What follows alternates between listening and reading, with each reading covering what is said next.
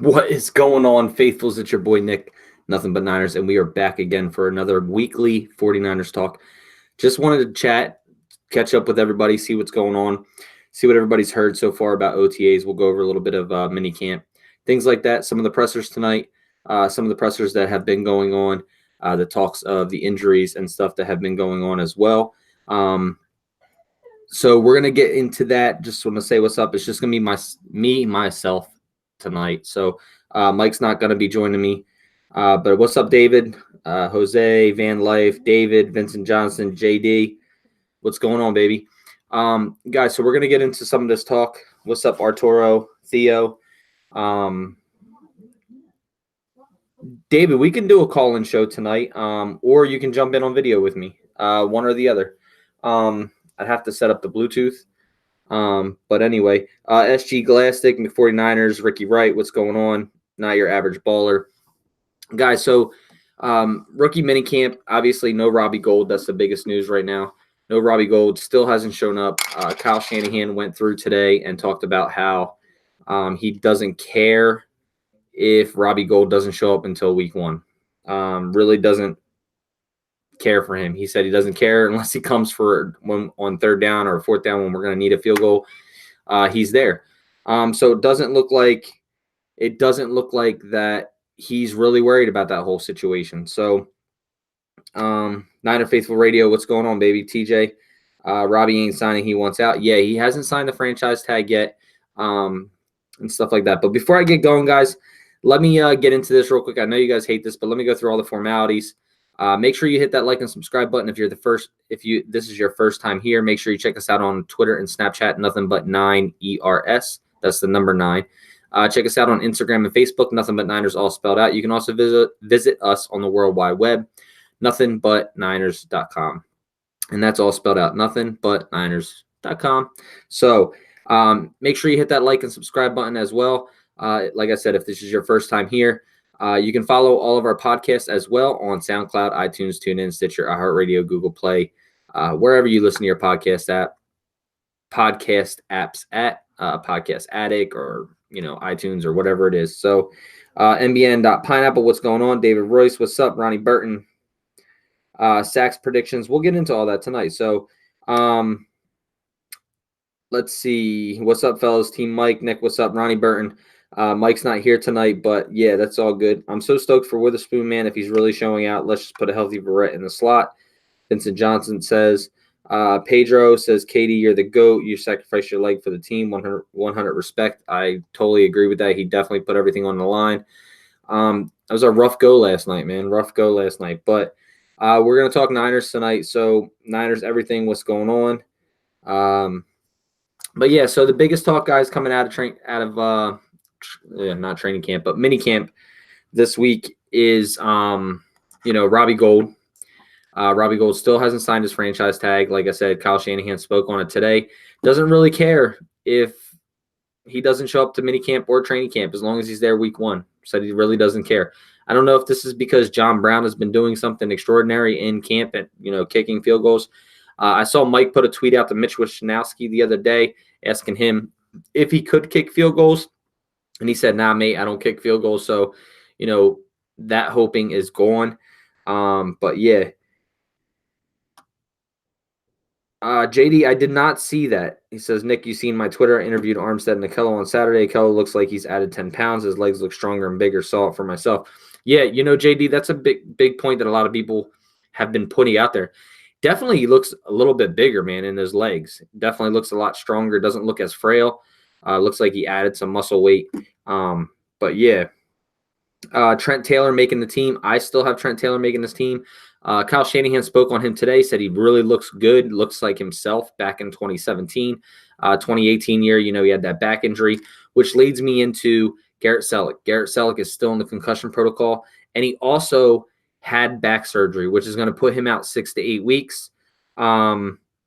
So,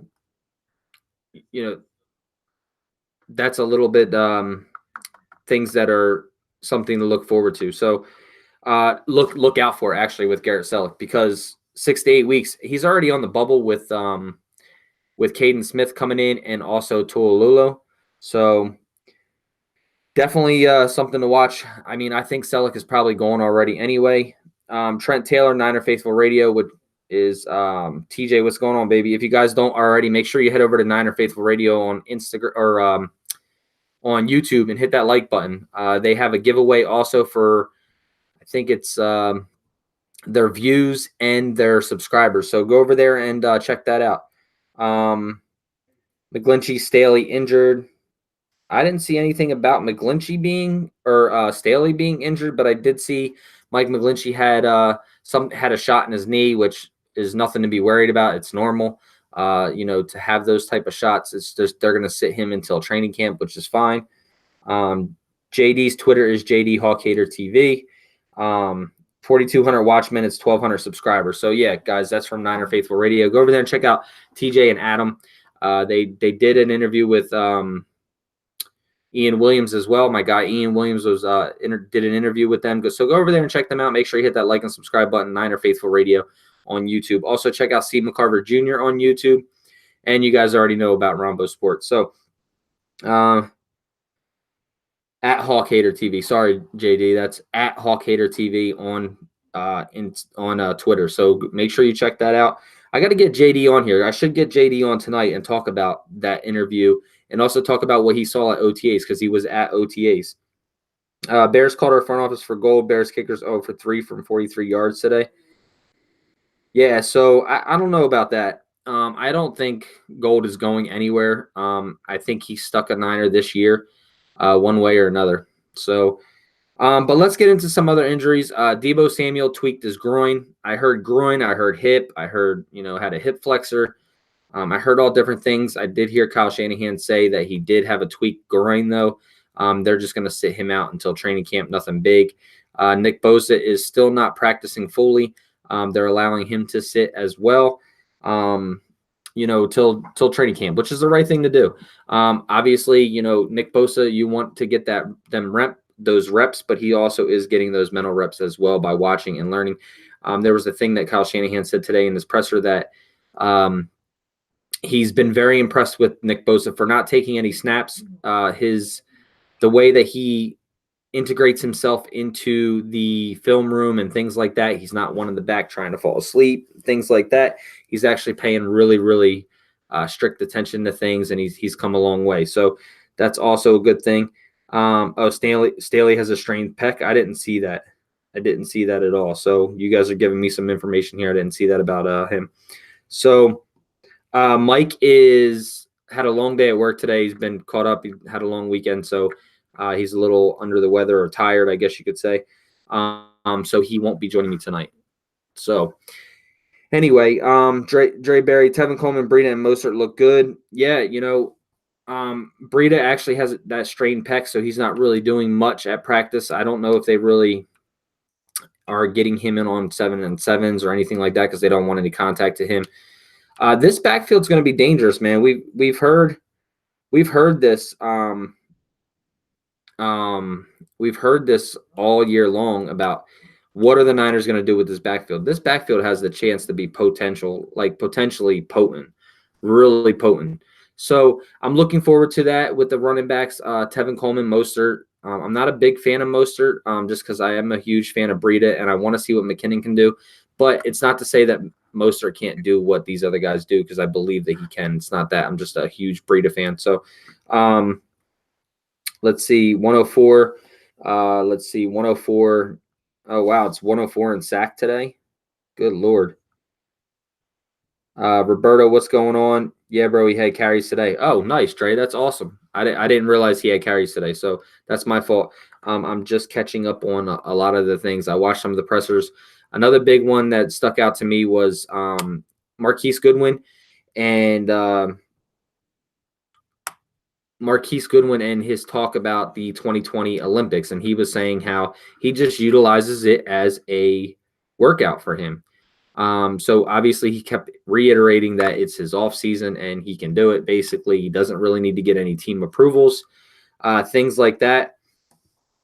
So that was kind of interesting to see that he's still interested in going to the 2020 Olympics, which he said that he would have to compete in June or July next year. And somebody asked how he's going to do that. And he said, I'll just treat it like a workout.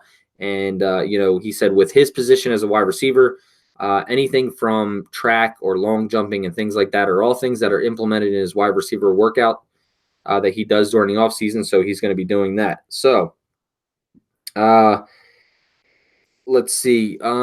He also said that there was one thing that stood out. He said that he doesn't – somebody asked, how do you feel about the competition with other competition being brought in?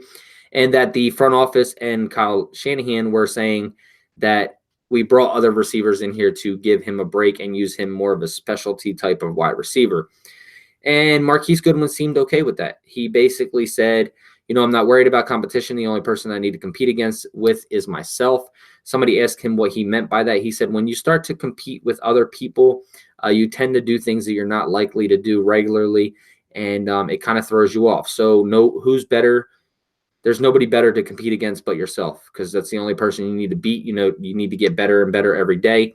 He said he does watch tape, obviously, for defenses and stuff like that, but other things he needs to work on, he competes against himself. He tries to get better and better each and every day. And I really like that coming from him. He also said the other thing that he said was, how did he say it? He said it doesn't matter about snaps that he gets because he's not here for his ego. He's here to win games. He's here for the Niners. So that's basically how he said it, which was pretty cool. So I like that he said that. Dre Berry says Marquise, Kendrick, Taylor, Matthews, and Toilulu route running looks hard, bro. Looks hard, bro. When you get a chance, watch Grant Cohn's 20-minute video. Shows a lot of footage. Running backs, wide receivers, and O-line. Great film today. There was a report, too, today that the wide receivers had a really bad day today. Said there was a couple strips from the defensive side, so that's kind of good. CJ Beathard talked at the podium today. Also, Eric, what's going on? Yeah, it looks great, bro. So, okay, there you go. I thought I'd read it heat. So, my bad, guys. I'm trying to pay attention, talk to you guys, and read the comments. So, yeah, there was a report today that the receivers didn't look really good. It wasn't a very good day for them, though, today. There was some strips, I guess, of them as well. But this wide receiver group, we got speed everywhere, the ability to run routes everywhere. Obviously Debo was down today, like I said, with a strained groin, strained hip, whatever you want to call it. The big signing that we talked about on the State of the Franchise night with Joe Staley. They said that Joe Staley was had a strained pec, which is really nothing to be worried about. I mean, we still got a few weeks. We're going to have like 3 weeks or 4 weeks left till camp. 3 weeks, I think. But it's definitely, this wide receiving group, it's really going to be hard. I went back and I was watching some film of Kendrick Bourne. You guys may know that I'm not a huge Kendrick Bourne fan, but I was watching some of his tape last night and today, and there are times he looks really explosive. So I'm not going to completely count him out yet, but I think it's going to be between him. I know a lot of people say Jordan Matthews won't make this team, but I still have a big feeling about Jordan Matthews, man. I still think Jordan Matthews can fill in on that slot role, and he plays the X and the Y. He plays all three positions, X, Y, and Z. So that's going to be something to keep an eye on for as well. The Greek Freak, I still don't think we have a number one wide receiver. He says, see, I'm not big on number one wide receivers because I don't think in this type of offense you need that number one wide receiver. What is a number one wide receiver? It's a guy you're going to go to in clutch situations, right? Well, Kyle Shanahan doesn't really do that. He really literally splits the ball up amongst all players, whether it's a running back running the ball, whether it's a running back catching the ball out of the backfield, fullback coming out of the backfield, receivers in all different positions. There is no go-to guy in these type of offense. Last year, yes, you could say George Kittle was that guy, but we also had a lot of injuries, and we were with third and fourth string backup quarterbacks. So, let's see. I'm with you on Matthews, Niner Faithful Radio. Cut down day will be interesting. Lukey, what's going on, baby? Yeah, I definitely agree that cut down day this year will be pretty crazy. Pretty crazy because it's just there's so much talent between running backs, wide receivers, even tight ends. And then you look at our offensive line is pretty much set, but then you look at defensive. You look at the linebackers. You look at Dre Greenlaw's, Malcolm Smith's, Fred Warner's, those type of guys. So, but yeah, it's going to be interesting with a countdown and cut day. It's going to be really interesting. So Daniel Andre says wide receiver number 1 is Dante Pettis. Number 2, Jordan Matthews. 3, Marquise Goodwin. 4, Deebo Samuel. 5, Kendrick Bourne. And 6, Jalen Hurd. Talking about Jalen Hurd, they said today, somebody asked, is he going to be playing other positions? And he said, Kyle Shanahan said, let's learn one position first and basically get that one position down. So we need to get that situated and fixed first before he goes and learns other positions. So that was kind of interesting. Matthews is a big wide receiver that we need. Bro, Jalen looks huge. Yeah, I mean, he's 6'5". He's a big dude. Nothing like Niners talk and I'm blunt to help you forget about after being heartbroken. Love the love you all have for this team. Your friendly neighbor. What's going on? Who is your starter at Sam? Right now, man, I'm not sure. Definitely going to be, I think Dre Greenlaw has a really good shot. I've been hearing a lot of good things with him. He just needs to get a little bit better in his run defense. His coverage skills are really good. He's fast. He's really fast to the ball. And, just needs to get better at his run defense ability. So Raiders got Hard Knocks. That is true. The Raiders did get Hard Knocks. I'm okay with that. It'll be interesting to see it.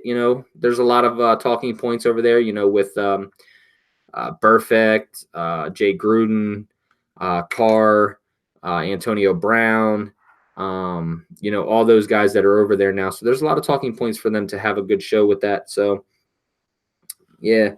Let's see. Jalen looks huge. We already said that. Like Hurd studying one spot. Yeah, he needs to study one spot and learn that spot right now. He hasn't really taken any snaps, obviously. He's still recovering from the college injury. So Daddy Miller says wide receivers had a bad day. So did the DBs have a good day? Does anyone know? Well, I'm guessing it wasn't really drop passes. There was more of breakups and strips of the receivers. So I'm guessing the DBs had a better day. CJ Beathard did come out and talk because he took most of the snaps today. And he said that, you don't want an offense to come out here and just destroy your defense every week because obviously your defense isn't playing well if that happens. So he says the offense got some good plays off, but the defense got some good plays off as well today. So that's kind of what you want to hear. You want to hear that the defense and offense are going back and forth because that means they're both getting better. So don't lie, we all going to watch the trash dumb that is the Raiders. Yeah, I mean, I'm going to watch Hard Knocks. It's going to be a good, fun story to watch. Got you, Roberto, just checking Van Life, what's going on? I'd love to know more about Moore and know his acclimating at the safety position. They said he's been playing really, really well. Also, guys, Mike interviewed Jordan Holland on our show, coach of David Hollins, or son of David Hollins, on the show. And he came in for a mini camp tryout on a tryout basis, not a mini camp, OTA tryout, rookie tryout, basically. And they are bringing him back for training camp on a tryout basis. So that's something good. So congratulations to Jordan Holland, who's going to be going out there. We had him on the show. If you haven't heard the Jordan Holland story, go back on our show, watch it. It should be in the playlist under player interviews. Mike did a great job with the interview there, and check him out. The story is a really good story. It's a long one, but it's a good one. And, let's root for this kid. It just shows you that even though you're a coach's son, you still have to put that hard work and dedication in, blood, sweat, and tears. And, still got to get that position. So it'll be interesting to see how he does in training camp and if he makes this team. I'm the real Roberto from Rombo Sports, Van Life 123. Running backs 1, Tevin Coleman. There will be no number 2. Both McKinnon and Breida will be the switch outs. See, Daniel, I think there's really not going to be any number 1. You guys heard me say this over and over again.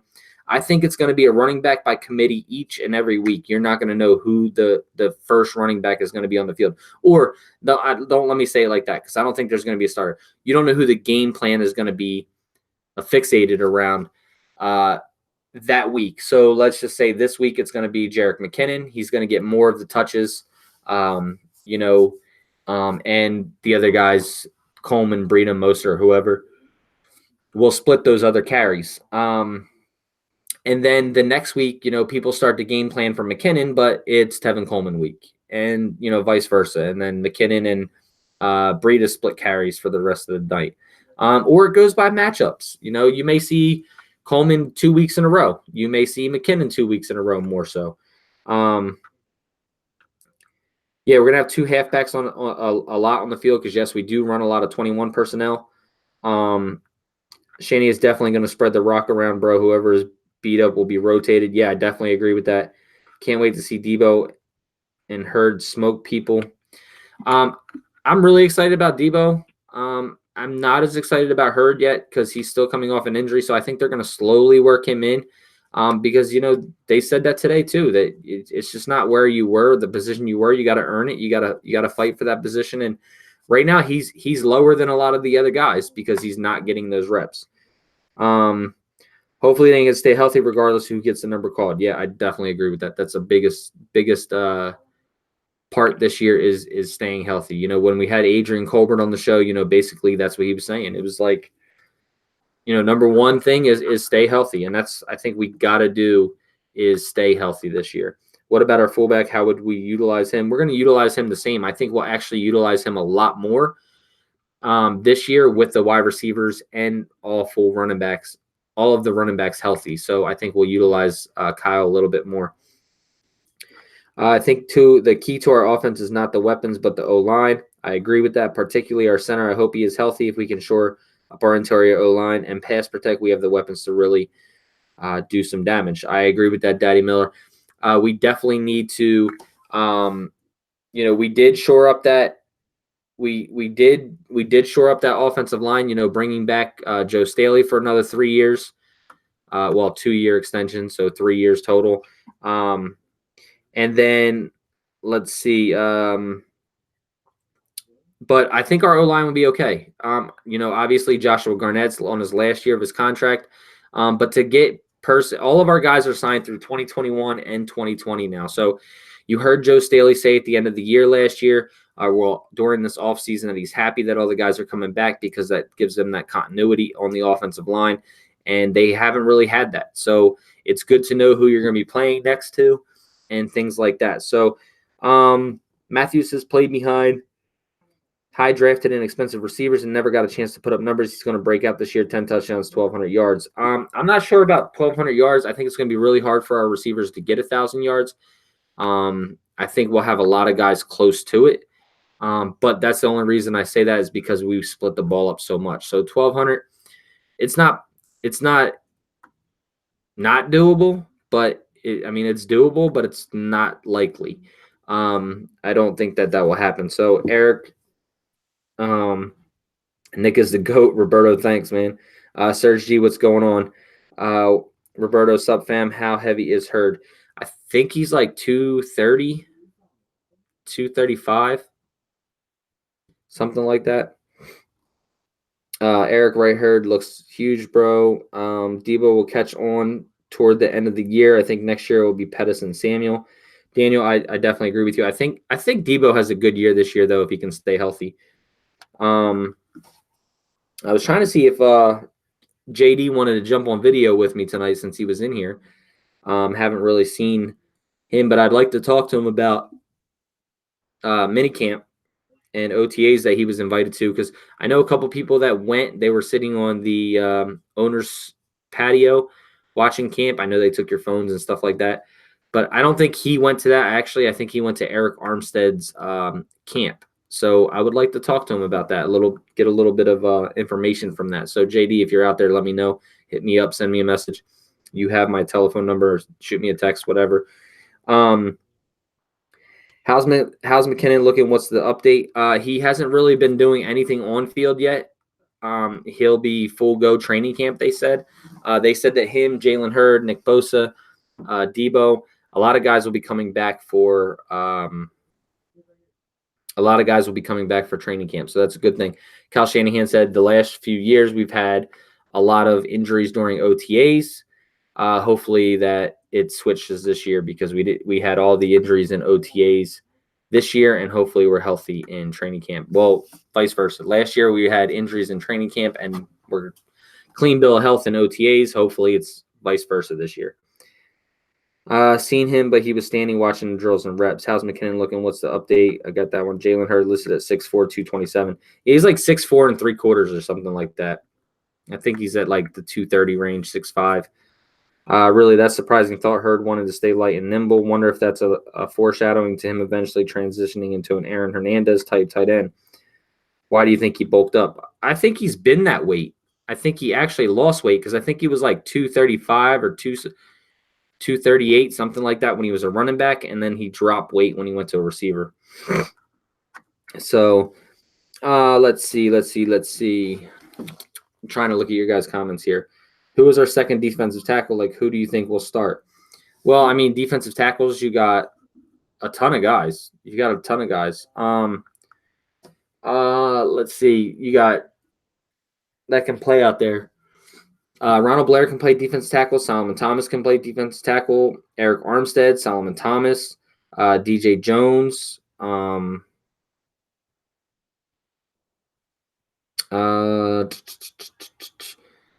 Can't think of anybody else. Who am I missing?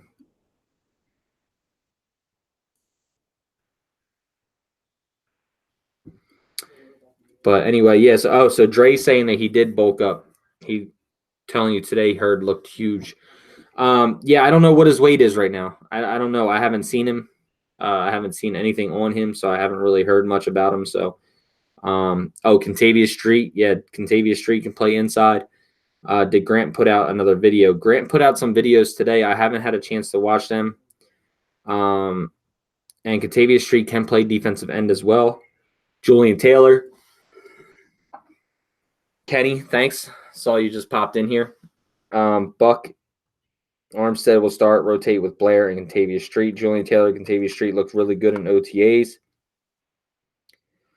If Hurd is bulking up, he's getting ready for tight end.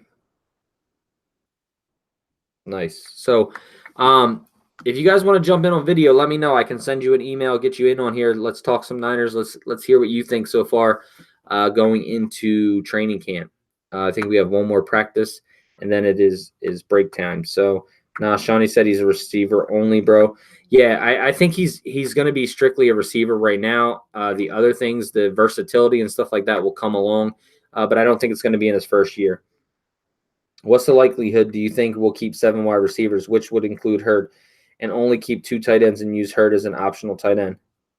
I know, Eric. Sorry, man. I had to get that yawn out, man. I'm tired today. For some reason, it's only 10:30 over here on the East Coast, but I'm tired today.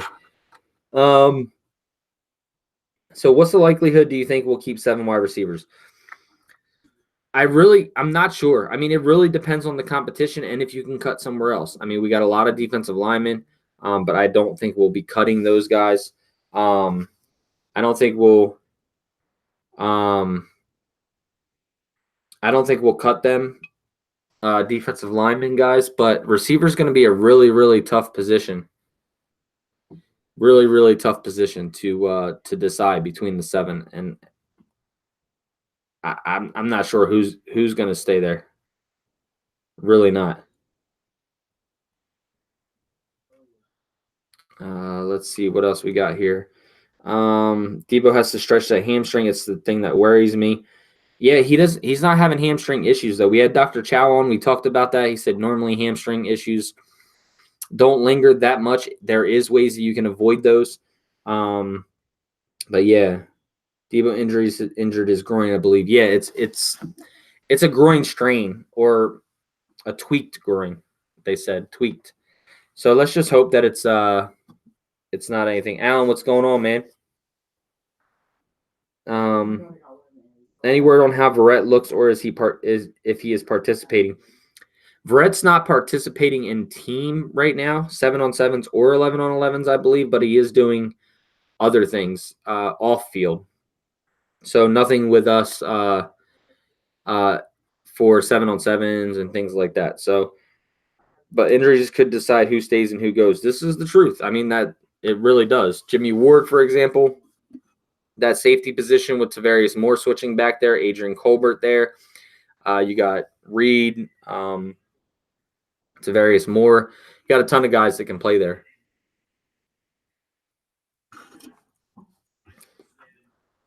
Alan says he's good, just studying for some finals. Listening to some Niners talk. Glad you can listen in, Alan. Love you guys as always, man. Verrett, like I said, I haven't really heard much on him. So let's talk about somebody else. Who should we talk about? Let's talk about Tim Harris practicing. I think he's injured right now. There's a ton of people injured right now. Yeah, Verrett's supposed to be ready. All right, JD, I'll shoot you a text. I will shoot you a text right now. So I'm not in the chat room, guys. So that JD still has my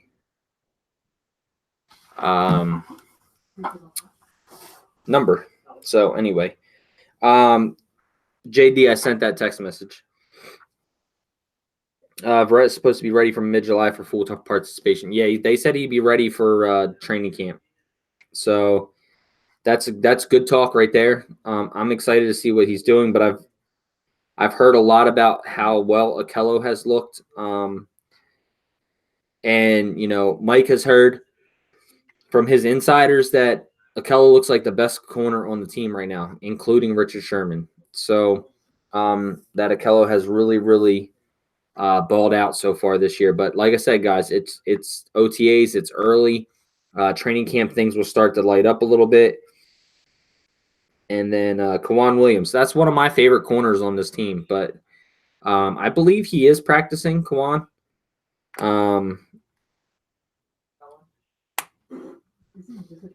Yeah, so yeah, he's Kawan. I love Kawan Williams, man. I think Kawan's one of the better corners that we have on this team, especially in the slot. A lot of people are against him for some odd reason. Not sure why. Let's see. Hold on. I'm going to send this link to JD just so you know.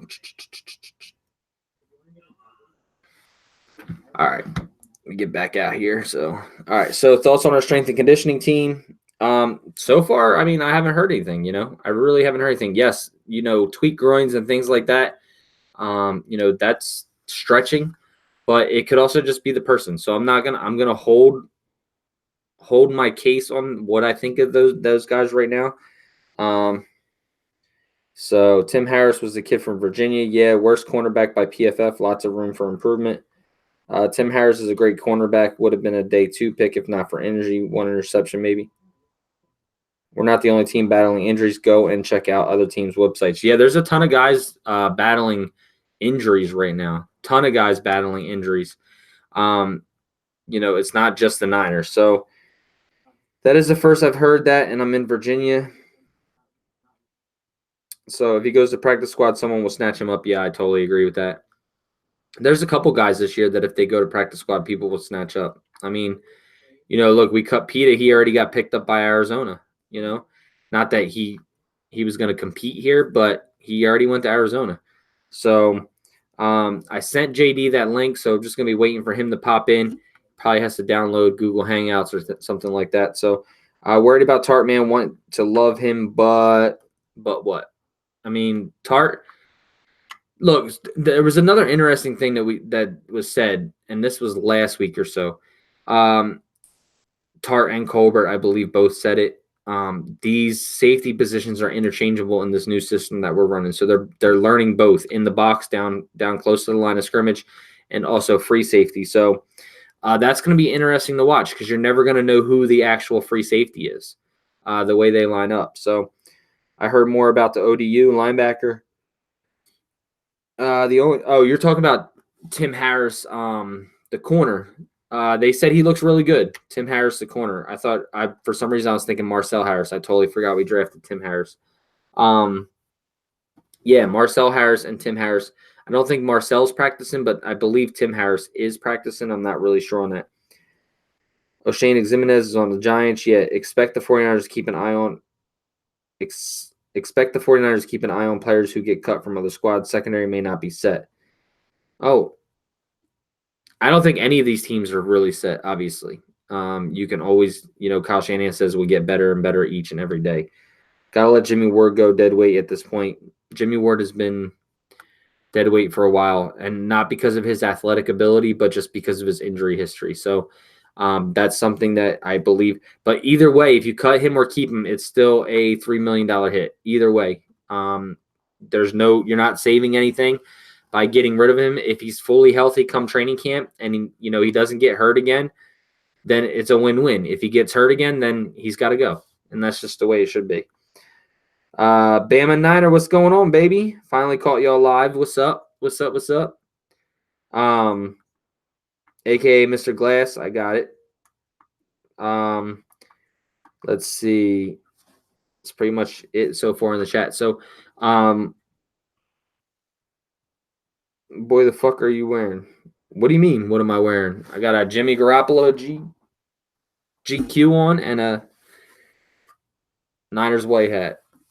You know how it goes. Got to keep Tim Harris. He's a perfect prototype for our scheme as a cornerback if healthy, which is an issue. I don't know who you're talking to, bro. Yeah, I do see your comments. So either way. Why is this fan base losing its mind over the free safety position? It's not the most important. Well, I mean, it's important in this defense. It's really important in this defense because of the zone scheme. But I think it's just people are. JD, what's going on, baby? You're on mute. What up, man? You got me? We good? Yeah, we got you. Awesome. What's going on, man? Look at you making a nothing but Niners appearance. Hey, first time on the video. I called in a few times, but yeah, man, I seen you were on here solo. Figured I'd pop on and talk some Niner football, man. Talk shop. Yeah, man. So let's get in. Let's talk about this real quick. So first, let's talk about Eric Armstead's camp that you went to.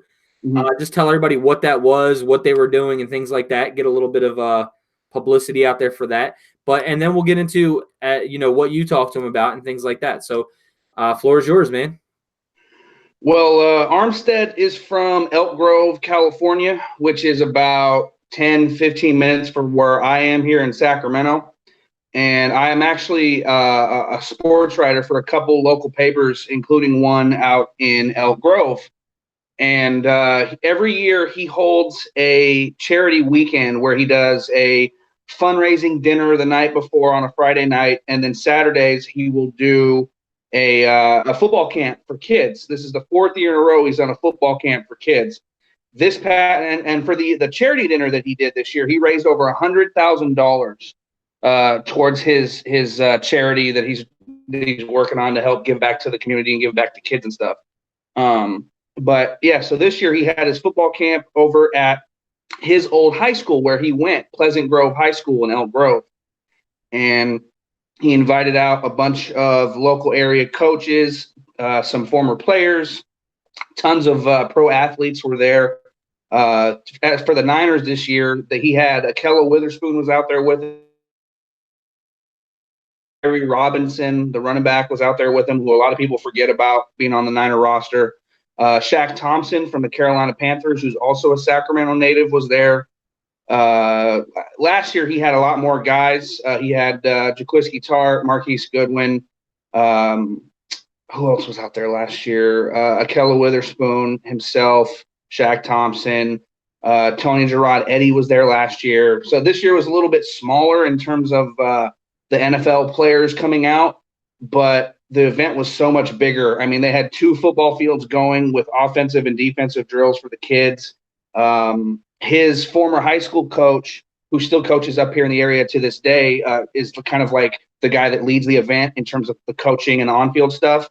But Eric's out there running around, playing defensive back as the little kids are running routes and stuff, and he's joking around with them and taking pictures and photos. And Eric's a good dude, man. And I was actually fortunate enough to have covered his older brother, who, when he was playing in high school, I covered his older brother's almost entire high school time period. And so I actually met Eric when he was like 10 years old, which is pretty crazy.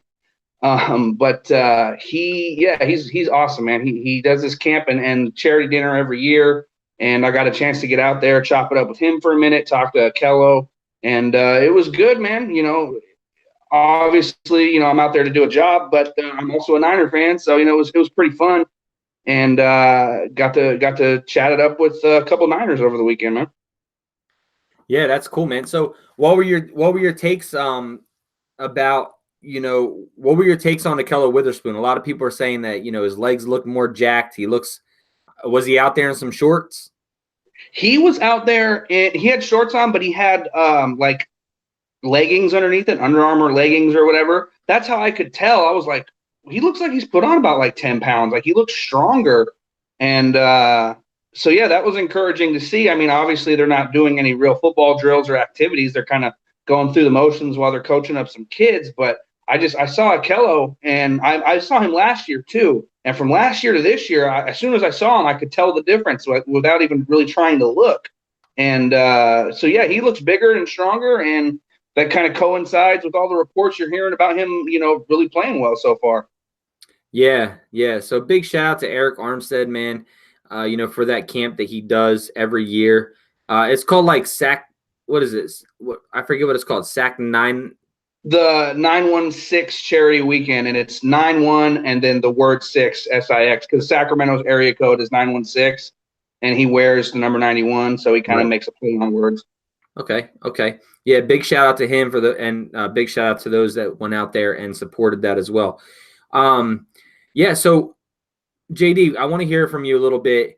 I know you didn't make it to OTAs. I know you were trying to go, but it was just too far because you got invited. But what are your takes so far from OTAs and mini camps and just the whole spiel of what we've been through so far, whether it be injuries, with Jimmy Ward and the players that we've heard really good things about, players that we haven't heard so much about. What is your take so far on all of this going on? It's another year of nothing but injury talk. And it's, they're trying to say that it's not that big of a deal. They're trying to be precautionary. But you're hearing a lot of guys already banged up again. And I don't know if that's it, if they're just trying to be precautionary and not let guys go out there and get more injured, or if guys are really just getting kind of beat up out there. I don't know what the deal is necessarily, but the underlying theme of a Kyle Shanahan offseason program, guys are getting hurt. And I don't know necessarily why that is. I mean, you have Jimmy Ward diving on the ground to make interceptions when they're just in shells. They're not wearing shoulder pads. Why are you diving to the ground, sacrificing your body in a non-contact, non-padded practice? It's kind of, especially when you're a guy who, breaks his leg falling out of bed in the morning. You know what I mean? Like, why are you making plays like that? That's not very smart if you're a guy like Jimmy Ward, who has a history of injuries and being susceptible to getting hurt all the time. But, I'm cautiously optimistic that everybody's going to be healthy for training camp, and hopefully things kind of turn around and are different this year than in past years. But so far, it's just been like, man, injuries, just nonstop. And it's getting kind of old. But go ahead. No, it definitely is getting old. It definitely is. And, like the fact you were stating with Jimmy Ward, not only, do you know that you break things easily, but you've had 2 broken collarbones already. Like, save that stuff for game time. Save that stuff for the field when it actually matters, not when you're just in helmets and shorts. But, I'm being optimistic this year that the injuries happening earlier in training camp are not significant injuries, and they're just putting players out until training camp. So let's hope that this is the injury bug happening right now to where when we get into training camp, that is behind us and we're moving forward. Because, I mean, we have to be as optimistic as we possibly can at being Niners fans. But, somebody said in the chat was the Niners aren't the only team that's hurt right now. Like, there's a ton of teams out there with a ton of injuries. We just hear more of that because we obviously follow more of the Niners. So we always sit back and think, man, this guy's injured again. This guy's injured. This guy's injured. But to me, this could be a safe thing. A safe thing as in getting the injuries out of the way in OTAs instead of getting them in training camp where they miss season time. And like Kyle Shanahan said, it's been vice versa. the last few years we've been healthy in OTAs and then we get hurt in training camp. So let's hope that we're getting injuries, these little nagging injuries in OTAs. Once comes training camp, we can stay healthy. Right. And, we'll see what happens, but I'm just trying to, for once, because I'm the kind of guy, every little bit of news, I get hyped up. Oh, Tevin Coleman's balling out. Oh, man, I'm excited. Oh, George Kittle's making plays. Trent Taylor's looking good. Like, I eat it all up, man. I was firmly in the camp of Rashard Robinson a few years ago when they were hyping him up in the offseason. Rashard Robinson's going to be the guy. I'm like, hell yeah, let's go. And then we all know what happened. You saw it last year. Akella was that guy that they were hyping up. What happened? This year, you're hearing that with certain guys. For once, I'm really trying hard not to buy into the hype because let's face it, the Niners, content team up there, they have to do something. They have to, generate interest. They have to get fans wanting to go to practices and games and stuff. They're doing their job. That's fine. But I'm trying for once to not get just overly hyped up and overly excited over certain guys. But I'll be honest with you, I'm getting hyped up and I'm getting excited, man. Look, man, I'm the same way, man. I was big on, the whole Rashard Robinson thing, and then he came out and played like Dookie, and he is Dookie. And then, Akello came out, and I said before Akello went into this season, before Akello even started, I'm like, why is this guy not on the field? Is he a bust? Is he this? Is he that? I went to as far as saying he was a bust. He came out, he played well when he finally got his chance. And then I said, on video, like, I hope he doesn't have another sophomore slump like Rashard Robinson or hyping these guys up, so forth and so forth. Said the same thing for Adrian Colbert. Adrian Colbert came out. He had a banged-up year the next year, and he said – we talked to him, and he said the reasoning was he was trying to play like somebody else, which is, that's a valid point. If you try to play your game like somebody else that you're not going to play your game as good as you normally do. Hoping to see better things come out of him, but like you said, man, I'm one who has believed in listening to all the hype that this media gives us.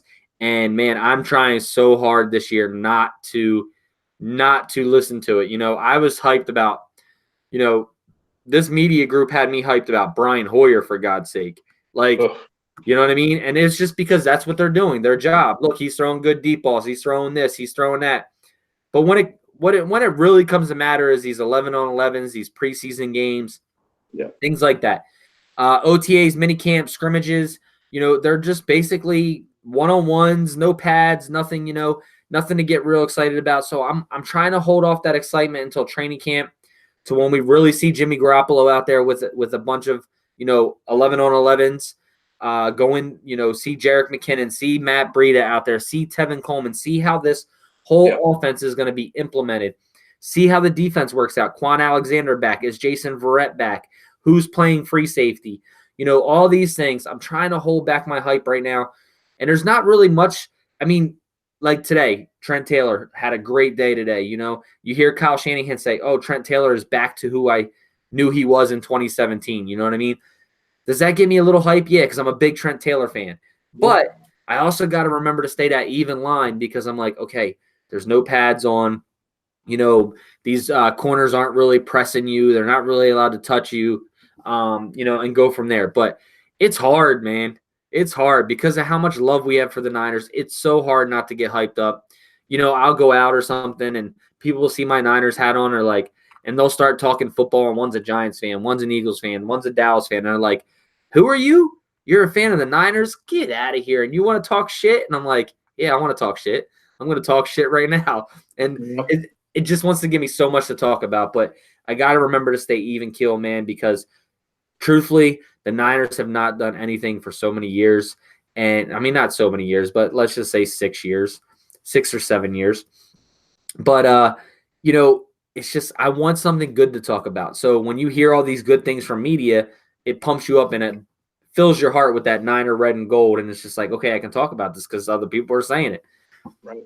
And then real quick before I forget, because you mentioned a couple things I want to hit on. Jason Verrett, he is having a local event in Fairfield, California, which is about halfway between Sacramento and San Francisco. He's having an event at his high school out there in Fairfield this coming weekend on Saturday. And I'm probably going to go out there and try and chop it up with him a little bit and talk to him and see how things are going out there. So I just want to throw that out there too, because that's coming up and I don't want to forget about that. But and then Trent Taylor, you hit on. That's the one guy I've been saying it, all off season, just like I'm sure you guys have. People have kind of forgotten about Trent Taylor. And Trent Taylor is a stud. He's obviously Jimmy G's number one, favorite guy on the offense at wide receiver. And from everything that they're saying, he's looking like the old Trent Taylor. The first day of OTAs, Grant Cohn said, "Oh, Trent Taylor's lost it. He doesn't look the same." But ever since, if you watch Grant Cohn and his periscopes on each practice, he's saying, "Man, Trent Taylor's looking good out there." And if you have Grant Cohn giving somebody compliments, openly complimenting somebody, that tells you a lot. And so if you're a Trent Taylor fan, if you are expecting Trent Taylor to bounce back, I honestly would put money on it. I think he's going to be ready to go. He's going to be fully healthy. And most importantly, he's got that rapport with Jimmy G. And if you have, your quarterback looking to you as the first read on every single play, he's going to eat this year. I firmly believe that. That's one of the hype trains that I am firmly aboard. And I think that Trent Taylor is definitely due for a bounce back year. Yeah, me too, man. I really love Trent Taylor. I have a lot of love for him. Me and Mike get into it all the time because Mike's like, there's other guys that can do that, are more explosive, things like that, which is true. There are some guys that are probably more explosive with the ball in their hands than Trent Taylor is after the catch. But it's the ability to make that catch in those dire need of times. And that's what made me fall in love with Trent Taylor. He was a third down machine, and he kept I don't care if you're catching a ball for 7 yards. If I needed 6 yards and you're catching it for 7, you did your job. You know what I mean? Like, you're moving the chain. So that's kind of how I feel about Trent Taylor. And he did that well. You could tell he said himself that he didn't have the explosion that he thought he would have. And that's why he came back. He thought he'd have the explosion, but once he got out there, he didn't have the explosion. Feels a lot better, says he's a little more explosive now than he was even in 2017. So that's going to be interesting to watch, man. I'm super excited about Trent Taylor and to see how this team utilizes him, because that he's one of the guys that don't play outside.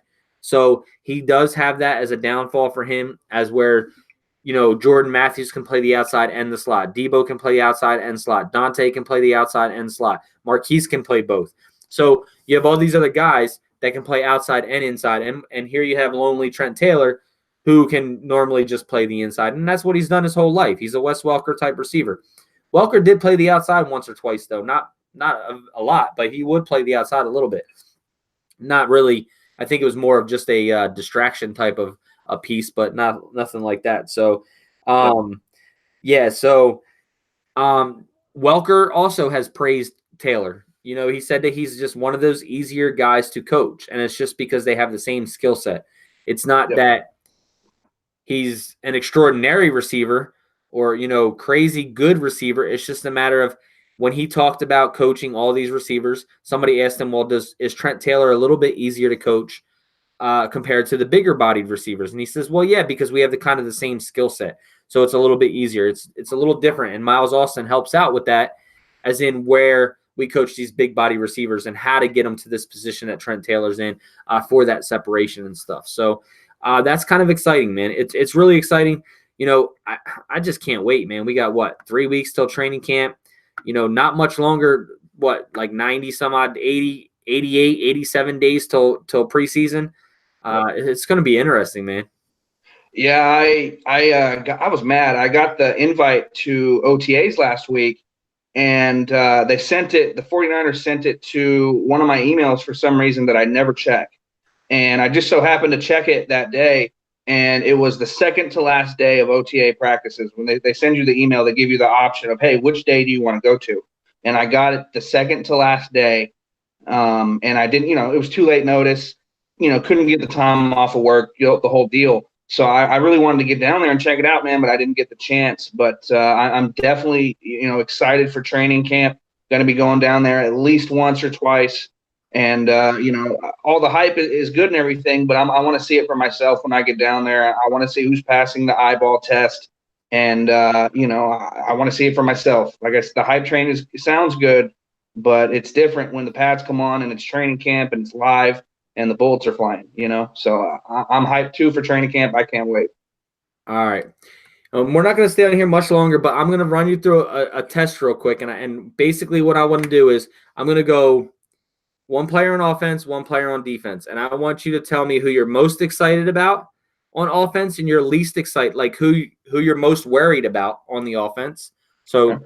two offensive players, and the same thing with defense, but we'll do offense first. So give me one person that you are a little worried about on the offensive side of the ball. You're putting me on the spot, man. Hey, this is how we roll over here at NBN, man.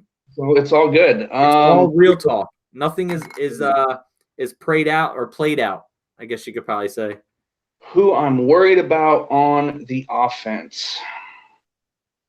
You're killing me. Somebody, man. so somebody that you think will make this offense, but you're not really sure about yet still. So somebody that will make the 53, but you're still not sure about them and if they deserve that spot, I guess we could say. This doesn't necessarily fit that criteria that you just said, but it'll make sense in a second. I'm concerned about Jerick McKinnon. I'm wondering how he's going to look coming off the ACL. I'm wondering how he's going to fit because we already know how Breida fits. We've seen that. We already know how Tevin Coleman fits. Kyle knows the guy better than anybody on the roster. I'm wondering how Jerick McKinnon's going to fit into that rotation. He does things similar to Coleman and Breida. They all do similar kinds of things. I feel like McKinnon may get lost in the shuffle a little bit. There's the potential for that. And, there was also those trade rumors earlier in the offseason too with McKinnon. So I'm wondering how McKinnon's going to fit into everything. I feel like the hype around Coleman being the lead guy is real. And I think that Breida has shown that he's explosive, but he can't handle that full workload. So they're going to use him as kind of the change of pace, sprinkle him in, and do that kind of thing. So I feel like McKinnon might be the odd man out at times. Okay. Look, it's not a reach. It's not a reach. We're all wondering what Jerick McKinnon is going to be, and that's actually a really decent answer because nobody knows. We don't know. We know what type of back he is from Minnesota, but we've never seen him in this offense. We've seen him 2 snaps in preseason, 3 snaps in preseason, and then then the injury. So it's not too far off. It's something to look out for, guys. So I think JD's on something. So let's just keep watching and see what Jerick McKinnon brings to this offense. So, all right. So give me one offensive player that you're really excited about. Who you think is going to have a blowout year this year? I mean, the low-hanging fruit is Jimmy Garoppolo, of course, but I'm gonna stray away from the easy ones. I'm gonna stray away from Kittle. I'm gonna stray away from Jimmy G. I'm really, really obviously I'm hyped for Tevin Coleman. I think Tevin Coleman, and I've been saying this since they signed him, that I think Tevin Coleman's going to be the most productive running back that we have if you combine running and passing or running and catching. But if you're talking wide receivers, I'm really excited to see Dante Pettis over the course of a 16-game season. I want to see him stay healthy. I want to see him show a little bit of toughness, make some contested grabs, and see what kind of a wide receiver we really have with Dante Pettis. I think he has the ability to be a 1,000-yard guy. I think he has the ability to be a really reliable weapon for Jimmy, but we need to see him stay healthy, and we need to see him, be able to get off the press. We need to see him be able to, play physical, go over the middle, and do things that outside receivers are going to be required to do. Sure, Dante looked good at times, but let's just see it again. Let's see him improve. And let's see him stay healthy, first and foremost. All right. So I'll give my real quick. And just like I said, I didn't think about this either. This was kind of just a on the spurt thing. So I agree with you on Jerick McKinnon. One person that I'm really worried about in this offense. I'm gonna go with. Weston Richburg, or to me, it's a toss-up between Person and Richburg. And those are two guys that I'm a little worried about on that interior offensive line. I'm just a little worried. We got our tackles short up. We got the good tight ends that are blocking. But I'm a little still worried about Richburg. Richburg's very nasty. He plays nasty. But, just with it coming off that injury, we didn't really – go out and get anything that can step in and take that spot. I mean, I know that we have You have Tomlinson still here. You have man, what the heck is we interviewed him here? What was it? Josh Garnett. Yeah, Josh Garnett, obviously. The other guy plays center, and I'm having a brain fart right now. Magnuson. Eric Magnuson. We have him here, so things like that. Sorry about that. I was having a brain fart. So I'm a little worried about those those interior linemen, whether it be center or guard in Person and Richburg. So they're probably the ones that I'm worried about the most. Richburg mainly because he's coming off of that injury. Person is just somebody. Mike says it all the time, and I don't not necessarily agree with him about Person, but the team let him test free agency and then brought him back. So there's a reason. What was that reasoning for, All right, so the guy I'm most excited about on offense this year, I'm going to have to go with Marquise Goodwin. And I was just watching him again in the Green Bay game tonight, and I'm not a big CJ Beathard fan, and I could have easily went CJ Beathard or Nick Mullins for most interesting thing that I'm watching. But he threw this deep ball. CJ Beathard threw this deep ball, but when the ball was thrown at first, rewatching the game, it was like that 65-yard touchdown to Marquise Goodwin. But it looked like he was going to overthrow him. But Marquise Goodwin just slipped through the DB and through the safety man and just ran under the ball and just caught it. And you could see that acceleration and speed. With Marquise Goodwin this year being in more of a limited role, not playing as many snaps, being rotated more and more, I think it's just going to keep his legs fresher. I think it's going to – and I don't think he's going to come out there. I still think he's going to run other routes because I don't think they're going to utilize him and say, oh, Marquise Goodwin's out here. They're going deep. You know what I mean? I don't think that's going to happen. I think he's still going to run routes. But I'm excited. I think he's going to have a blow-up year this year if he can stay healthy. Last year with all the personal issues, the injury with the hamstring, just the personal issues at home, God bless him and Morgan, with their child losses and stuff like that. But I really think that Marquise Goodwin's going to have a light-up year this year. And that's probably my offensive guy that I'm most excited to see. And I think he probably leads the team with receiving yards only because he's going to catch some bombs. I would agree with you, but I feel like they might manage his workload a little bit, and he's not going to get as many snaps as usual. So I feel like Goodwin might, he might make some really big plays and he might stand out. But when it's all said and done, you're going to kind of wonder, hey, did he really play all that much? Because they're worried about his injury history, and they have other guys, plenty of other guys they want to sprinkle in there. I'm wondering the usage rate for Goodwin this year. And also, I'm just concerned about him overall, where his head's at with all the personal stuff he's gone through, the injuries that he's gone through. And he's also, talking about the Olympics in 2020. I'm curious to see where his head's at. So I'm wondering, is he 1 foot out the door? Because, he was thinking about possibly retiring before.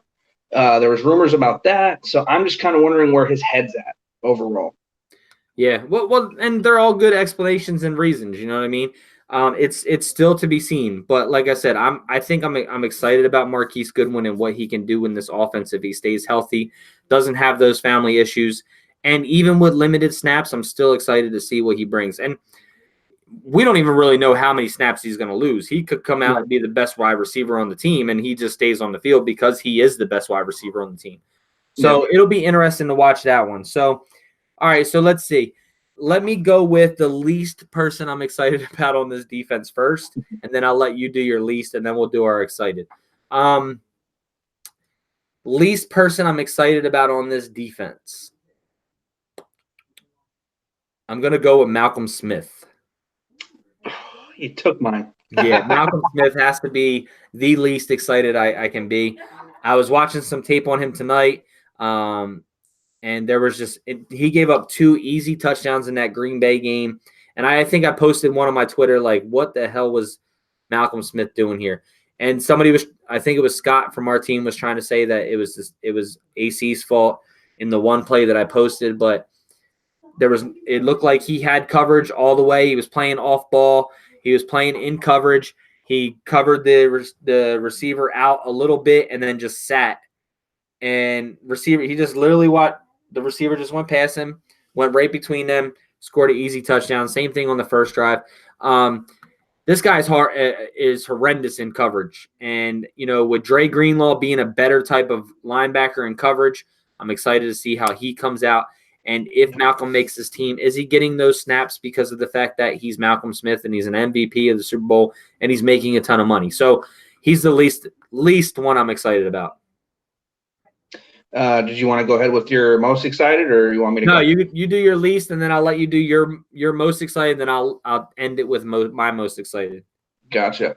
Well, my first reaction was going to be Malcolm Smith, but now that I've thought about it and you took Malcolm off the board, I'm going to go with everybody's favorite guy, Solomon Thomas. I am not a Solomon Thomas guy.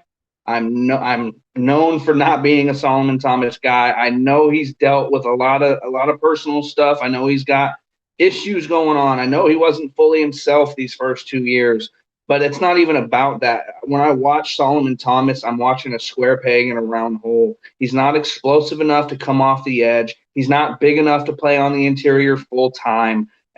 I don't think he fits with this team. He's decent against the run, but when you draft someone number 3 overall, you're not drafting someone to be a decent run stopper. Like, you're drafting somebody number 3 overall to be a difference maker, and I don't see Solomon Thomas as that guy. And again, it goes into the hype machine. All the feel-good stories you're hearing all offseason. Oh, Solomon's feeling the best he's ever felt in his career, and Solomon's going to ball out this year, and he's looking really, really good.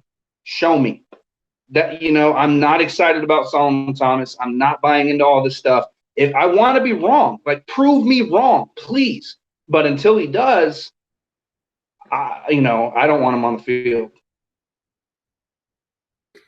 Yeah, I mean, it's rightfully so that you pick him because, I mean, he hasn't really shown us anything. So with all the hype about, him having a bounce back year, him actually thinning out, things like that, that's all good. It's all good news. But, it's kind of put up or like step off type thing, with Solomon, because it's either he's going to produce and he's finally out of his own head, or he's just going to flail. And, you got it 100% correct. As much as all of us want to see him succeed, it's just really hard to buy into this guy right now because he's had 2 good years to where he could fall back. And I understand that he had some issues as well in his family. Go ahead. And then just one more thing. If you've been paying attention to OTAs and minicamp, you'll see that starting on the inside with DeForest Buckner, it's not Solomon Thomas. So where is Solomon Thomas going to play? How much is he going to play? Do they actually really believe in this guy? There was all those rumors about him being traded around the draft. Is all this just smoke that you're hearing about Solomon Thomas and the feel good? Are they maybe trying to hype up his value a little bit to get something in a trade for him? He's not out there starting right now. The number 3 overall pick in the 2017 draft is not out there starting right now. So that tells you kind of what they're thinking, what Chris Kasurek is thinking about Solomon Thomas right now. And, I'm not excited about him at all. And I'm tired of what I think is just a really big smokescreen. Yeah, I mean, Chris Kasurek was told as soon as he came in here, look over all these guys and see what we have in each and every one of them. And obviously, he's talked really well about Solomon Thomas. And, I mean, we don't know really what he's going to say. Obviously, coaches are going to say things, oh, Solomon's doing really well. The downfall that Solomon did have was he was played outside a lot, somewhere that he should never have been playing. Obviously, we drafted him to try to play there. That also did put a burden on his career and the ability to learn a position. So when you go to that point of drafting somebody who's not really playing that position and trying to teach them, I've had Ian Williams on the show, and when Ian Williams talks about on the show is it basically takes 2 to 3 years for a player to come in his own in the NFL. Well, that is this time. So all else is forgiven. You heard him talk about how he was a 3rd overall pick and how much how, this is Solomon Thomas. How much of that did you really like overthink? And Solomon has come out and said, I overthink everything. I just can't. My mind just thinks faster than what I'm doing, and it messes me up. And now with this defense, I have one rule and one rule only: go straight and get the quarterback. I don't need to worry about doing all this stuff. If this guy's outside, then I need to rush inside. If this guy's here, I need to go here. No, I just go straight. So hopefully that will help him. And it's funny that you picked him as the least, right? It was your least. Yeah, excited, I'm right? least excited about. Yeah, because I think he's going to have a bounce back year, but he's not one of the guys that I'm most excited about. But who is one of the guys that you're most excited about? Fred Warner, the captain of the defense, the guy that's calling all the plays. You saw it last year from game 1 against the Vikings. Fred Warner is an absolute stud. He's going to be, like the Bobby Wagner of this defense, 6'3" and can cover. I mean, he's an animal out there, and he's got the guys like Richard Sherman believing in him and saying, hey, this guy is a player. And I'm a firm believer in Fred Warner. I think you have another guy next to him in Quan Alexander who can do a lot of similar things, is going to free up Fred Warner to play a little bit more freely, not have to think so much, not have to worry about everybody getting in the right spot, because you're going to have guys on the defense that know where they're supposed to be. And Fred Warner is just going to be able to run around and make plays. And I'm excited about Fred Warner. And, I'm actually really excited just to see him out there in the number 54, because I'm sorry, that 48 was trash. That was an ugly number for a linebacker, man. I think Fred Warner is going to be a Pro Bowler this year, if I'm going out on a limb. And I'm absolutely ecstatic for him to, take that leap in his second season. Yeah. I mean, look, I was going to take Fred Warner, but since you took Fred Warner, I'm going to go with the duo of Quan Alexander and Fred Warner, because that's what I'm excited about. Mm-hmm. I am super excited to see Quan Alexander with his speed, his ability to cover. Yes, I know he misses a lot of tackles that PFF says, quote unquote, but it's because he plays so fast. Exactly. He's always so fast to the ball that he misses tackles, and that's going to happen in this league. But when you're missing that, you got a guy like Fred Warner to clean up. You got guys to clean up behind you. But the thing that excites me about these two is the ability of their speed, their coverage together, and it's going to only make one person hold the other one up and the other one strip or hit the ball out or whatever. So I'm excited to see this duo play this year. And we haven't seen a great duo since Navarro Bowman and Patrick Willis. Now, I'm not saying these guys are them, obviously, but they have potential to become something like that. They're young enough, playing in the same defense, learning next to each other. They have a chance to play like those guys. Those guys, Bowman and Pete Willie, were just super fast, good in coverage, when they were younger guys. Put your head on a swivel when you come up the middle, those type of things. But that's what I'm excited to see this year, is an actual good – I was excited last year with Reuben Foster and seeing what we had with Reuben Foster and Fred Warner. But bringing in Quan Alexander, the ability to cover, the ability to intercept the football, to strip the football, I'm just excited about this linebacker duo this year, man. It's going to be really exciting. Let me get your thoughts on something real quick, since you brought up Warner and Alexander. Traditionally in the wide nine, you want to have bigger linebackers who can really come up and stuff the run. And like a guy like a Takeo Spikes is an ideal, wide nine linebacker, on defense. What do you think about having guys like Quan and Fred, who are a little bit slight, a little bit lighter, but they're going to be relied upon to come up and crash down and stop the run? You would have thought that having those guys, we would have stuck with the traditional defense that we've been running. But now we're kind of switching things up, and now you're going to have to see these guys, instead of flying around the field making plays, they're going to be crashing down trying to stop the run a lot. And it's not necessarily something that they're ideally suited for, just based on their body types and their skill sets. So that kind of has had me scratching my head. Why would we change everything we've been doing? I think there's one word that makes a huge difference, and that's their speed. I think they're going to be able to fill holes before the running back is there. So you can bounce outside. Yeah, they are gonna be so fast to close holes that the running back is gonna have to crash outside where the wide nine and the corners and the other linebackers can play with the defensive end. So I think that answers your question. And it's not that they're built to just they're not built like Patrick Willis and Ravar Bowman when they're going to just come up. They're going to see you filling a hole, and then they're going to come and fill it and stop you. These guys are going to penetrate and fill those gaps on those run assignments, and they're going to be there before the ball carrier is. So stuffing the hole, per se. And I think that's what's going to make the difference because in a wide nine, they played wide nine some last year. It just wasn't a whole lot. Depends on how much we play it this year, but I think that's what the difference is going to be is the speed that we have at that linebacker position to be able to fill that hole.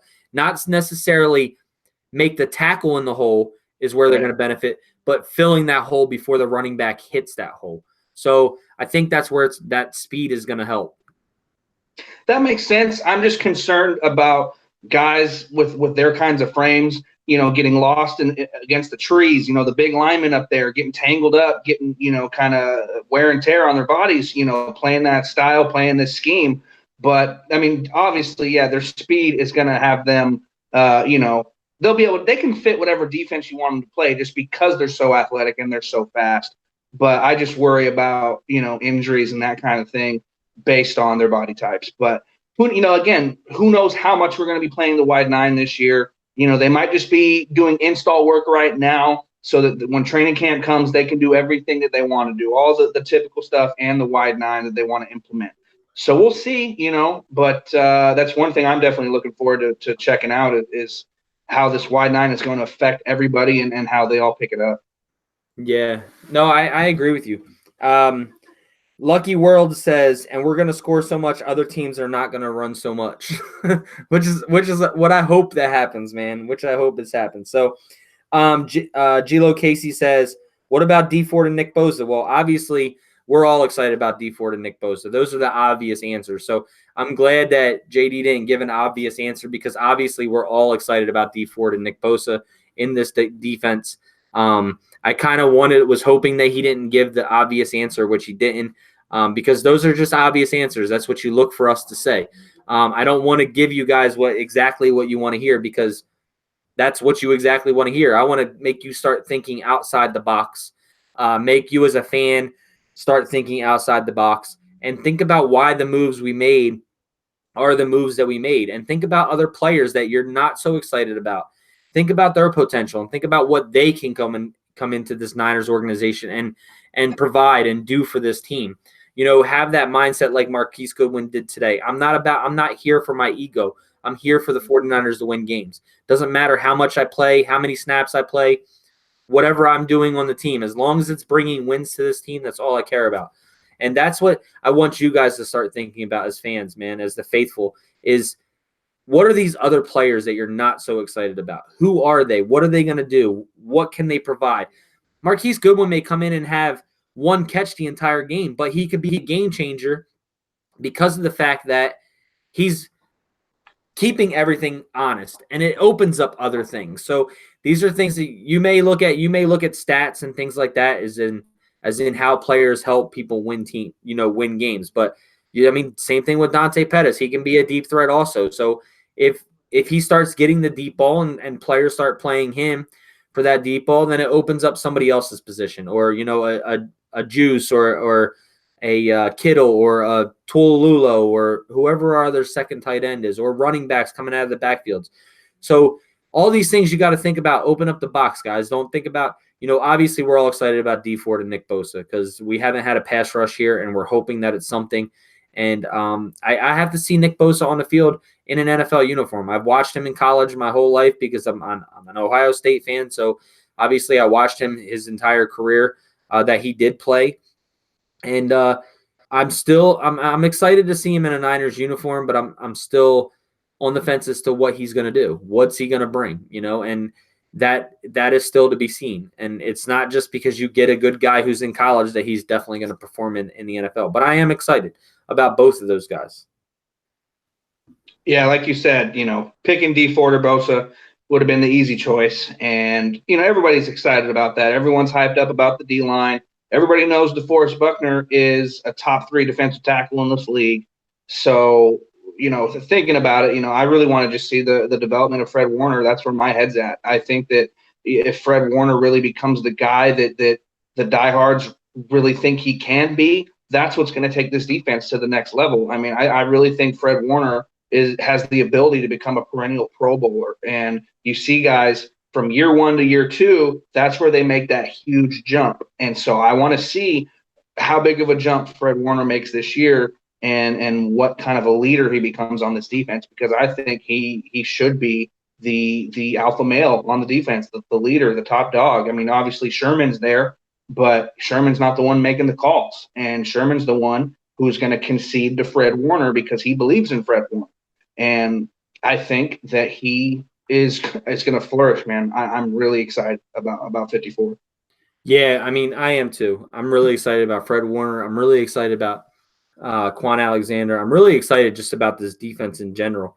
We weren't that far off last year. I know we just – the biggest thing that hurt us last year is the ability to make crucial stops, which was finishing, and also the ability to just shut games down. And that was pretty much – and obviously turnovers. We just could never catch a break that fell into our hands or, make that one play to where we could, turn a game around. There was plenty of times in the Chargers game, the Green Bay game, the Rams game, tons of games, Arizona twice, that where we could have won those games. And if we had a defense to make that, to be finishers and make that stop, or, on that one crucial down or that one play to where we could force a fumble or pick up an interception or something to go our way, we could have won some more games. So I'm excited about this defense in general. I think we're going to be a lot better than we were last year. We were 13th in rushing yards last year, allowing up rushing yards. I think 15th in overall yards per game, which, we were 32nd in turnovers. That's what hurt our defense last year. And that's playing with backups to backups to backups. So look for our defense to be a lot better this year. And I know that a lot of people are mad because we didn't draft a safety high or, pick up an Earl Thomas or things like that. But got to see what happens, man, because with a pass rush, it's going to make a difference, and different mindsets and mentalities is going to make a huge difference. So I think this defense is hungry this year. I really do think that. I think they called him chaos. Is that what they were calling him at the state of the franchise? This defense is chaos. It's going to, call it havoc, basically. I think chaos fits them perfectly if they can earn that name. So it'll be interesting to see. Like I said, I'm excited about the defense. I'm obviously excited about Jimmy Garoppolo. I'm excited about, this run game and the receivers that we got. And I'm really excited for this team in general to stay healthy. And that's what I'm really excited about. If we can do that, JD, I think we're on the right path. Yeah, man. I mean, sure, you want to look at the schedule and see who we're playing every week, but the team's biggest opponent this year is themselves. It's that blue tent. It's keeping all the guys out of that blue tent. If this team stays healthy, you see the talent, you see the potential, and the sky's the limit as long as they can stay on the field. That's just the biggest question mark. And especially it's all at the end of the day, everything pretty much hinges on Jimmy Garoppolo. I think we all know that. If he stays healthy for a full year and plays like he can over the course of a full season, this team's going to go places. People have asked me routinely, what's your record prediction for the year? If the team stays relatively healthy and avoids any major injuries throughout the season, I see anywhere from like 9-7 to 11-5. It all just depends on health. If this team really stays completely healthy and just has that lucky kind of season where nobody gets hurt, I see this team, 10-6, 11-5, and but if there's injuries and, who knows, but that's why they play the games, man. I'm excited. I can't wait. I mean, I'm counting down the days till training camp. I'm a season ticket holder again this year for the first time since Candlestick. So I'll be out there every game. The first preseason game this year against Dallas is actually on my birthday, which is awesome. So I'll be out there at Levi's on my birthday for my first game back as a season ticket holder against the Cowboys. So that'll be fun, man. I know you're coming out to the home opener, so we're gonna meet up at the home opener, man. I just need football season back, man. I'm telling you, I'm getting that itch, man. Look, I don't want to rush summer because we just got through winter here, but man, I'm so ready for football. So I don't care about summer. Bring me Niners football. I'll be excited again. Hopefully, I'm back in once the shoulder's all done and stuff. I'm back in Florida by September, hopefully, and I'll be at the Tampa game, obviously, and then I'll be back-to-back games. So Tampa and then home opener, and then I'll definitely be in New Orleans as well. That'll be fun. So if any of you guys are going to New Orleans, Tampa, or the home opener, let me know. Like I said, I'll be staying for the home opener. I'll be staying at the Avatar with a bunch of great faithfuls. 49er Hodge will be there. His wife Connie. Just a bunch of good faithfuls. A couple of my friends from up north are going to be going. Joe and Marcus. You guys seen Marcus on the show here before. He'll be going. But it's always a great time, man. I usually go Thursday to Monday or Friday to Monday, whatever I decide. I think I got it Friday to Monday this week. But, man, we always go to the meetup in San Jose. Then we go back to the hotel, have a couple brewskis and some drinks, talk Niners football, heckle the other fans. So I'm sure we'll be heckling the Pittsburgh fans. But yeah, man, it's always open. So make sure you guys come hang out with me, come grab a beer, with me and JD or whatever, tailgate. I always go to Blue Lot, most of the time with C. McCarver Jr. Like I said, give him a follow on YouTube as well. That's C. McCarver Jr. Make sure you follow JD on YouTube as well. A lot of people were saying, man, I love JD's draft videos, like draft reactions, which I enjoy them as well. I watch them. I go back. Let me see how JD reacted with this one. So that's always cool. So make sure you guys over there hit that like and subscribe button for his channel as well. And also, Niner Faithful Radio is new to YouTube. They're going to be doing a giveaway for, like I said earlier, I think it's 1,200 subscribers, 2,400 watch minutes, I think it is, that they have to get. But go over there and check them out. It's Niner Faithful Radio. It's one of my buddies, TJ, who is a writer here as well for Nothing But Niners. And he's also doing that stuff over there on YouTube. And obviously, you guys all know who Rombo Sports is. So make sure you guys give all of our YouTube faithful family, a follow, a like, and a subscribe, man. It's never too much Niners. It's not us against them or them against us. We're all one family, man. And we try to show, as much love to all of our faithful friends and family as well. So one thing real quick, Niner by Nature, I just saw that he's in here. Rocco's in here now. What's going on? How do you block a Defoe, a D4, Nick Bosa, and possibly Sally T? Tell me how. You can't. LOL. The chaos is coming. And I think that's a perfect way to end the show with the chaos is coming. So, JD, what are your thoughts, man? Well, he asked, how do you possibly block Solomon Thomas? I can give you an answer. You go on Twitter and you click block. That's what you do. That's how you block Solomon Thomas. That is right. That is right. I would probably use that one for Defoe because he's more of an unblockable on the field. So you need to block him on Twitter just to block him. But either way, it's the same, guys. This line is going to be really atrocious. My point was going to be Solomon doesn't really do it too much on the field, so there's no real need to block him. You can just block him on Twitter instead. But there you go. There you go. That's what it is. Hey, you mind if I throw out some shameless plugs real quick? No, man, go ahead. People are always asking, JD, where can I find you? Blah blah blah. I'm actually working on the whole social media thing. You can find me on YouTube, Twitter, and Instagram at Hawk Hater TV. Working on getting all that stuff up and going. I've been on YouTube making Niner content since 2009, but I'm trying to do the whole social media thing, connect it with my YouTube channel and all that. This year, since I have season tickets, I'll be at every Niner home game, and I'm going to be doing Periscope broadcasts on Twitter from the parking lots, from inside the stadium, giving you guys, the fans' perspective on game day at Levi's Stadium. Try and take you guys with me, show you what I'm seeing, and get you guys closer to the action too. So, again, YouTube, Twitter, and Instagram, it's at Hawk Hater TV. So there's that for everybody that keeps asking. Nick, man, I appreciate you having me on tonight. It was fun. We should do this definitely a lot more often. And I can't wait for football, man. Looking forward to hanging out week 3. And I'm just counting down the minutes, man. Yeah, man, I hear you. Guys, like JD said, man, go and hit those likes and subscribes and or follows, whatever it is. Twitter, what was it? Twitter, YouTube, and Instagram Yep. at Hawk Hater TV. So that's HAWKHATER TV. Hawk Hater TV, guys, because we all know JD hates the Seahawks, just like all of us fans do as well. Even if we beat them this year twice, I'm still going to hate them year in, year out because I am just a Hawk hater. So I am a big fan of Hawk Hater TV as well. So make sure you guys go over there and hit that like and subscribe button. Give him a follow on all of his social media avenues. And make sure you check out those Periscopes when football gets here. Please hurry up.